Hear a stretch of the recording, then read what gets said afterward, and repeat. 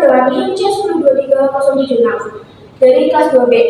Pada kesempatan hari ini, saya akan mempresentasikan hasil analisis sebuah artikel penelitian yang berjudul Hubungan antara gaya hidup dan hipertensi pada masyarakat, studi cross-sectional di Puskesmas Belimbing. Penelitian ini memiliki relevansi yang tinggi mengingat bagaimana gaya hidup kini menjadi faktor utama dalam peningkatan kasus hipertensi di tengah masyarakat. Mari kita telah setiap poin analisisnya secara mendalam. Yang pertama ada judul artikel, yaitu hubungan antara gaya hidup dan hipertensi pada masyarakat, studi cross-sectional di Puskesmas Belimbing. Mengapa judul semacam ini dianggap esensial dalam sebuah karya penelitian? Judul ini dirancang sangat lugas, langsung mengidentifikasi fokus utamanya mengkaji keterkaitan gaya hidup dan kondisi hipertensi. Frasa studi cross-sectional juga secara eksplisit menunjukkan desain dan lokasi Puskesmas Belimbing memperjelas cakup studi. Ini penting agar audiens secara segera memahami relevansi dan ruang lingkup studi ini. Selanjutnya ada jumlah variabel. Jumlah variabel dalam artikel ini ada 2 variabel. Mengapa mengidentifikasi peran kedua variabel ini menjadi aspek yang sangat krusial dalam suatu penelitian? Studi ini memusatkan perhatian pada 2 variabel utama, yaitu gaya hidup sebagai variabel bebas yang diduga mempengaruhi dan kejadian hipertensi sebagai variabel terikat yang diamati. Pemisahan ini adalah fondasi fundamental untuk merumuskan hipotesis yang jelas dan memilih metode analisis yang dapat guna menguji hubungan di antara keduanya.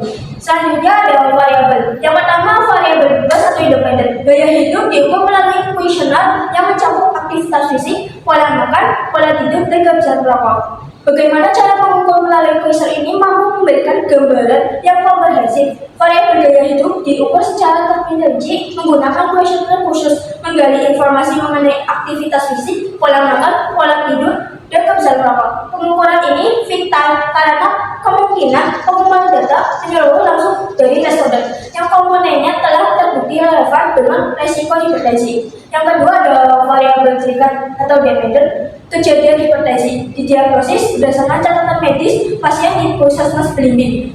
Mengapa diagnosis hipertensi berdasarkan catatan medis ini menjadi pendekatan vital? Untuk variabel terikat, diagnosis hipertensi diambil dari catatan medis pasien di Puskesmas Belimbing. Pengambilan data dari sumber verifikasi ini memberikan validitas tinggi, meminimalkan bias laporan diri, dan memastikan akurasi kondisi klinis yang diteliti dalam hubungan dengan gaya hidup. Dan selanjutnya ada GAP. Penelitian ini bertujuan untuk menginvestigasi hubungan antara gaya hidup dan kejadian hipertensi pada masyarakat yang berada di Puskesmas Belimbing, Kota Padang. Peningkatan prevalensi hipertensi sering dikaitkan dengan gaya hidup tidak sehat, termasuk konsumsi makanan tinggi garam dan lemak, kurang aktivitas fisik, stres, merokok, kebiasaan kurang tidur, dan konsumsi alkohol. Puskesmas Belimbing sendiri memiliki jumlah penderita hipertensi yang tinggi dan terus meningkat dari tahun 2021 hingga tahun 2023. Beberapa penelitian menunjukkan adanya hubungan signifikan antara gaya hidup dan kejadian hipertensi. Hasil penelitian ini diharapkan dapat menjadi dasar untuk program promosi gaya hidup sehat guna mencegah dan mengendalikan hipertensi secara efektif. Mengapa mengidentifikasi kesenjangan ini menjadi pendorong utama dilakukannya penelitian ini? Tujuannya adalah menginvestigasi hubungan gaya hidup dan hipertensi di Puskesmas Belimbing Padang. Kesenjangan ini timbul dari peningkatan prevalensi hipertensi global yang terkait gaya hidup tidak sehat, ditambah lonjakan kasus nyata di Puskesmas Belimbing dari 1.625 di tahun 2021 menjadi 2.780 di tahun 2023. Urgensi penelitian ini diharapkan dapat mendukung program promosi gaya hidup sehat yang efektif. Selanjutnya ada desain penelitian. Penelitian ini menggunakan jenis penelitian kuantitatif dengan pendekatan korelasional dan desain cross-sectional. Bagaimana desain penelitian ini secara spesifik mendukung tujuan studinya? Peneliti ini mengadopsi metode kuantitatif dengan pendekatan korelasional bertujuan mencari hubungan antara variabel tanpa membuktikan sebab akibat langsung. Desain cross seksional dipilih karena efisiensinya dalam pengembangan data pada satu waktu tertentu. Ini mendukung tujuan untuk mengukur dan menganalisis hubungan statistik serta mengidentifikasi asosiasi. Yang selanjutnya adalah alat penelitian. Kuesioner untuk data primer dan catatan medis pasien hipertensi di khusus screening untuk data sekundernya. Mengapa penggunaan kedua alat ini menjadi pendekatan yang komprehensif dalam pengembangan data?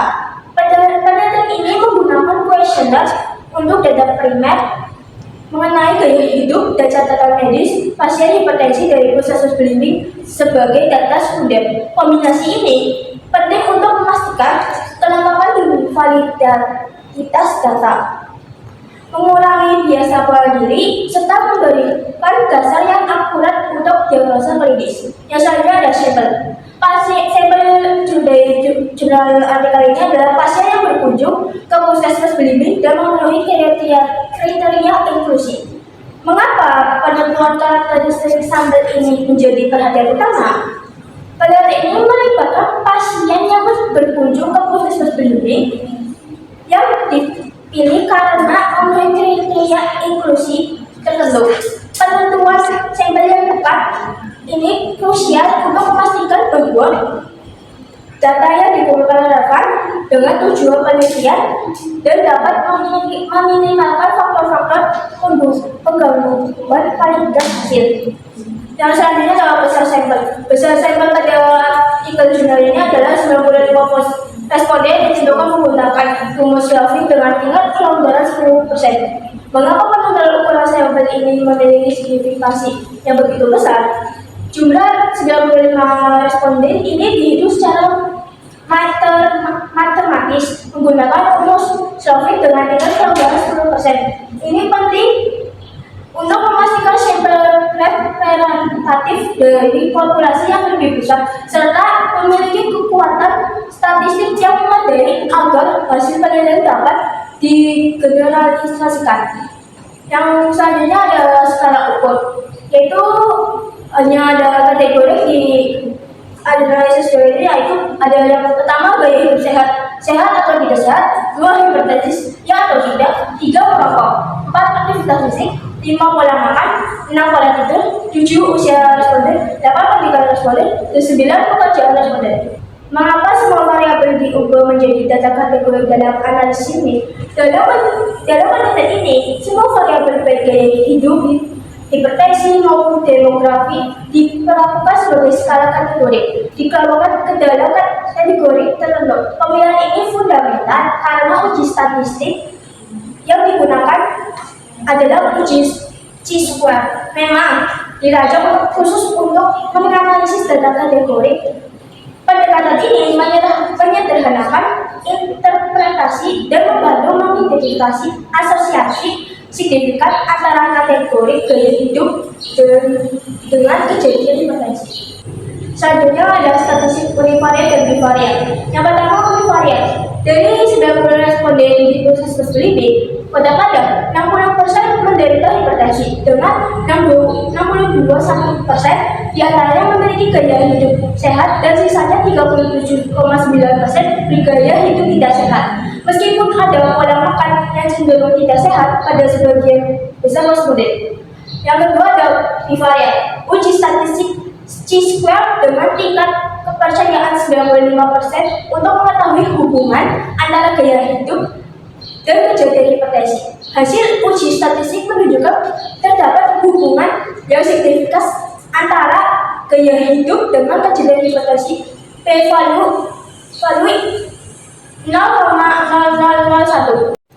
Bagaimana analisis univariat ini mendukung pemahaman awal data yang kita miliki? Analisis data melibatkan 2 tahap. Yang pertama, univariat, mendeskripsikan setiap variabel secara terpisah. Contohnya 60% responden hipertensi dan 62,1% memiliki gaya hidup tidak sehat. Ini penting untuk memahami profil dasar responden. Tahap Yang kedua, tahap bivariat menguji hubungan antara gaya hidup dan kejadian hipertensi menggunakan uji C-square. Hasil biovaluing 0,0001 yang sangat signifikan adalah temuan Louisian secara statistik membuktikan adanya hubungan kuat antara gaya hidup dan kejadian hipertensi yang berarti pengaruh gaya hidup lebih besar. Baik, demikian presentasi dari saya. Kurang lebih mohon maaf. Wassalamualaikum warahmatullahi wabarakatuh.